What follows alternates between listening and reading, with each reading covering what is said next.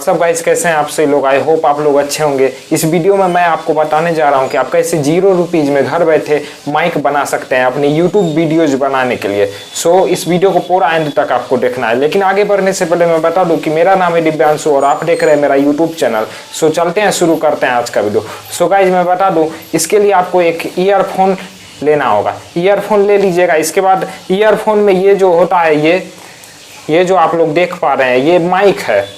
मैं आपको एक्सपेरिमेंट करके नहीं दिखाने वाला हूं, मैं आपको बता रहा हूं ये माइक है।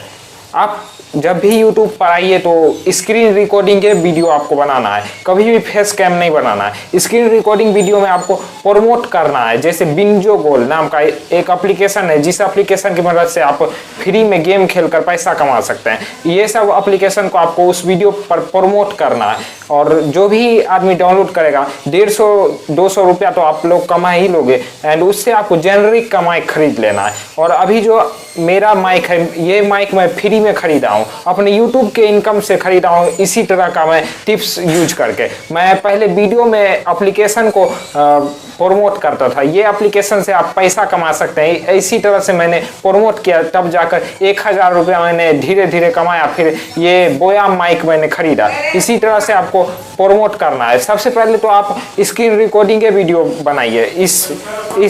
ये माइक है गाइस, आप लोग देख सकते हैं, ये माइक है। स्क्रीन रिकॉर्डिंग के वीडियो आपको बनाना है, तब जाकर आपका वीडियो वायरल भी हो जाएगा।